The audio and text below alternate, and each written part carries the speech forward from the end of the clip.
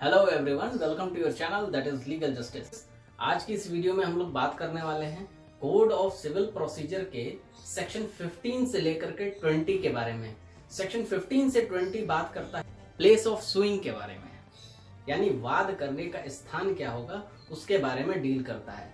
अब वाद तो बहुत प्रकार के होते हैं, जैसे मूवेबल प्रॉपर्टी यानी चल संपत्ति का लेकर के वाद हो, या अचल संपत्ति को लेकर के वाद हो, या कोई कॉन्ट्रैक्चुअल मैटर का वाद हो, या मैट्रिमोनियल्स का वाद हो कोई, या फिर कोई टॉर्ट्स का वाद हो। तो ये सभी जो भी वाद हैं वो कैसे किस कोर्ट में जाकर के डील होंगे और क्या उनका ज्यूरिसडिक्शन होगा, आज हम इसी वीडियो में समझेंगे। अब आप लोग अपने लीगल जस्टिस चैनल को फॉलो कर सकते हैं इंस्टाग्राम और फेसबुक पे, जहां पे मैं आप लोगों के लिए नोट्स को अपलोड करता हूं। आप लोग वहां से नोट्स को ले सकते हैं। So without any wastage of time, let's get started. इस वीडियो में हम लोग बात करेंगे प्लेस ऑफ सुइंग के बारे में, यानी वाद करने का स्थान क्या होगा उसके बारे में हम लोग आज बात करेंगे। वाद करने का स्थान सेक्शन 15 से लेकर के 25 तक की है, यानी कि प्लेस ऑफ सुइंग जो है वो सेक्शन 15 से 25 है। लेकिन हम लोग इस वीडियो में सिर्फ बात करेंगे सेक्शन 15 से लेकर के 20, जो कि मोस्ट इम्पॉर्टेंट सेक्शन है। तो सेक्शन 15 से 20 का जो मेन मोटिव है, जो मेन मकसद है, वो ये है कि आपका जो वाद है वो किस नेचर का है। आपका जो सब्जेक्ट मैटर है, जो विषय वस्तु है, आप जिस चीज़ के लिए वाद लेकर के जा रहे हैं न्यायालय में, तो वो किस प्रकार का वाद है। अब वाद तो बहुत प्रकार के हो सकते हैं। चल संपत्ति का हो सकता है, यानी मूवेबल प्रॉपर्टी का हो सकता है, कोई अचल संपत्ति का हो सकता है, इमूवेबल प्रॉपर्टी का हो सकता है, कोई कॉन्ट्रैक्चुअल मैटर्स हो सकते हैं, जैसे कि मैट्रिमोनियल अफेयर्स हो गया, या सिविल रॉन्ग हो गया, टॉर्ट का कोई मैटर हो सकता है, अपकृत का मैटर। सेक्शन 15 बात करता है court in which suit to be instituted, वह न्यायालय जिसमें वाद संस्थित किया जाए। तो every suit shall be instituted in the court of lower grade competent to try it. इस सेक्शन 15 में सिर्फ 2 बातें कही गई हैं, और वो 2 बातें बहुत ही इंपॉर्टेंट है। सबसे पहली बात कि आप अपने वाद को सबसे लोअर ग्रेड के कोर्ट में लेकर के जाएंगे, यानी सबसे लोअर श्रेणी के जो भी कोर्ट होगा आपका, वहां पर लेकर के जाएंगे। दूसरी बात, वो लोअर कोर्ट आपके वाद को डील करने के लिए सक्षम होना चाहिए, यानी कि आपके वाद पे विचारण करने के लिए वो कोर्ट सक्षम होना चाहिए। अब सेक्शन 3 बहुत ही इम्पॉर्टेंट पॉइंट्स हैं जिनकी वजह से सेक्शन 15 को सीपीसी में लाया गया। Number 1 point, to reduce overburden of suit in higher courts, यानी उच्चतर न्यायालय में अत्यधिक वादों के बोझ को कम करने के लिए इसको लाया गया। दूसरा पॉइंट है, parties and witnesses in the suit should be afforded convenience, यानी पक्षकारों और गवाहों को वाद के लिए कम से कम खर्च में सुविधा प्राप्त हो सके। तीसरा point, speedy trial and speedy disposal, that means तत्कालिक प्रक्रिया हो और उसका तत्कालिक निवारण हो सके। तो ये 3 बहुत ही इंपॉर्टेंट पॉइंट थे जिनकी वजह से सेक्शन 15 को सीपीसी में लाया गया। अब जैसे हमने बात करा था नेचर ऑफ द सूट को, तो हमने 3 पार्ट्स में नेचर ऑफ द सूट को डिवाइड कर रखा है according to the sections. Number 1 part कहता है इमूवेबल प्रॉपर्टी के बारे में, जो डील करता है सेक्शन 16 से लेकर के सेक्शन 18 तक।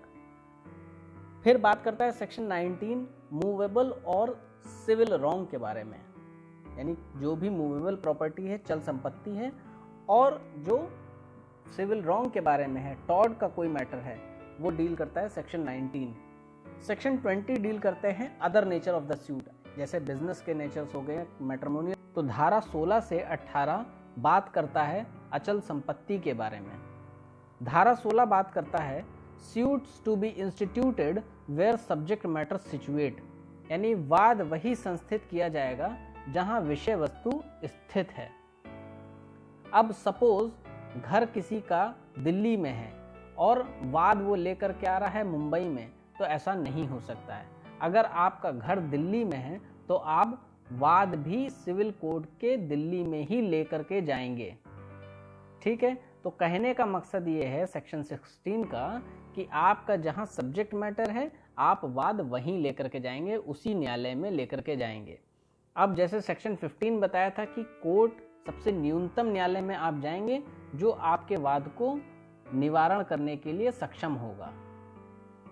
अब सेक्शन 16 में कौन कौन से वाद आप ले जा सकते हैं इमूवेबल प्रॉपर्टी के, वो इस प्रकार हैं। सबसे पहला है रिकवरी मैटर। कोई भी है, अगर कोई इमूवेबल प्रॉपर्टी से रिलेटेड रिकवरी मैटर है वो सारे ले जा सकते हैं। इमूवेबल प्रॉपर्टी के पार्टीशंस को ले जा सकते हैं। फॉरक्लोजर यानी कोई बंधक या गिरवी करी हुई प्रॉपर्टी है उसको लेने के लिए आप सिविल न्यायालय में जा सकते हैं। कोई सेल है, रिडम्पशन है यानी मोचन का है कोई, उसके लिए ले जा सकते हैं। या उस इमूवेबल प्रॉपर्टी पे आपका कोई हित है उसके लिए आप जा सकते हैं। कंपनसेशन के लिए जा सकते हैं। और recovery of movable property actually under distraint और अटैचमेंट, कोई कुर्की हुई प्रॉपर्टी है उसके लिए भी आप सिविल न्यायालय में जा सकते हैं और जा वहीं सकते हैं जहां।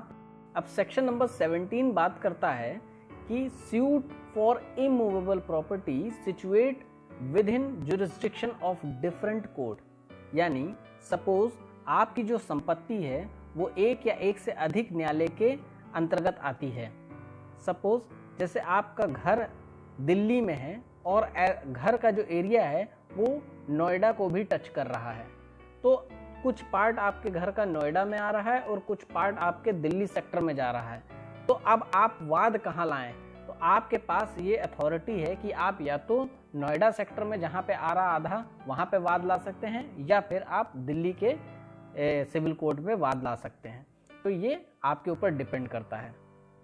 अब सेक्शन नंबर 18 बात करता है place of institution of suit where local limits of jurisdiction of courts are uncertain. अब आपका जो घर ऐसी जगह पे है जहाँ पे उसका जो जुरिस्डिक्शन कोर्ट का है वो पता ही नहीं चल पा रहा है कि कौन सा जुरिस्डिक्शन है, तो आप अब इस कंडीशन में किसी भी कोर्ट में जाकर के वाद ला सकते हैं जिस डिस्ट्रिक्ट में आपकी प्रॉपर्टी सिचुएट है। लेकिन अब उस कंडीशन में कोर्ट को रीजन कोड करना पड़ेगा, रीजन बताना पड़ेगा कि क्यों हमने आपके वाद को डील करा। ये सेक्शन नंबर 18 बात करता है। सेक्शन नंबर 19 बात करता है suits for compensation for wrong to person और मूवेबल्स, यानी सेक्शन नंबर 19 बात कर रहा है कोई चल संपत्ति से रिलेटेड प्रॉपर्टी को लेकर के या फिर कोई अपकृत्य कार्यों को लेकर के कोई वाद है, वो सेक्शन 19 डील करता है। अब सेक्शन 19 प्लांटिफ को 3 ऑप्शंस देता है। वो 3 ऑप्शंस ये हैं कि वाद प्लांटिफ इन तीनों में से कहीं पे भी ला सकता है, या तो कॉज ऑफ एक्शन जहां अराइज हुआ है यानी कि जहां पे वारदात हुई है वहां पे ला सकता है, जिस जगह पे वारदात हुई है वहां पे वाद ला सकता है, या फिर जहां पे प्रतिवादी रहता है वहां पे ला सकता है, या फिर प्रतिवादी जहां पे कार्य करता है, जहां पे वो अपना बिजनेस होल्ड कर रहा है वहां पे ला सकता है। तो सेक्शन नंबर 19। अब हम बात करते हैं सेक्शन नंबर 20 की, जो बात करता है अदर नेचर ऑफ सूट के बारे में, यानी कि वो सभी नेचर के सूट्स जो धारा 16 से लेकर के 19 के अंतर्गत नहीं आए हैं। सेक्शन 20 बात कर रहा है other nature of suits where cause of action arises और वेयर डिफेंडेंट रिसाइड्स, यानी कि जहां पे वारदात घटित हुई है या फिर जहां पे डिफेंडेंट प्रतिवादी रहता हो। तो ये 2 बातों पे डील करता है। सेक्शन 20 को हम एक एग्जाम्पल के रूप में समझते हैं। सपोज 3 लोग हैं, ए, बी और सी। ए रहता है शिमला में, बी रहता है कोलकाता में और सी रहता है दिल्ली में। ये तीनों के बीच में एक आपसी समझौता होता है लखनऊ में। इनमें से बी और सी ए को धोखा दे देते हैं। अब ए के पास अधिकार है या तो कॉज ऑफ एक्शन जहां पे अराइज हुआ है, यानी कि लखनऊ में समझौता हुआ था तो वहां पे वाद ला सकता है ए, या फिर बी जहां रहता है यानी कोलकाता वहां पे वाद ला सकता है, या फिर सी जहां रह रहा है दिल्ली में वहां पे वाद ला सकता है। तो ए के पास ये अधिकार है, वो 3 में से कहीं पे भी वाद ला सकता है, या तो कॉज ऑफ एक्शन जहां पे हुआ हो या फिर डिफेंडेंट्स जहां रह रहे हों। अब यहाँ पे अगर एक डिफेंडेंट रह रहा होता तो जहाँ पे डिफेंडेंट रह रहा है, प्रतिवादी रह रहा है, वहाँ पे वाद ला सकता है, या फिर कॉज ऑफ एक्शन जहाँ पे अराइज हुआ है वहाँ पे वाद ला सकता है। अब उस कंडीशन में जहाँ पे डिफेंडेंट्स ना ही रह रहे हैं पूरे इंडिया में और ना ही बिजनेस कोई कर रहे हैं पूरे इंडिया में, तो उस कंडीशन में कोर्ट की अनुमति प्राप्त करने के बाद ही वाद लाया जा सकता है। ये सेक्शन 20 बात करता है। तो आशा करते हैं आपको सेक्शन नंबर 16 से लेकर के 20 समझ में आया होगा और आपके कॉन्सेप्ट्स क्लियर हुए होंगे।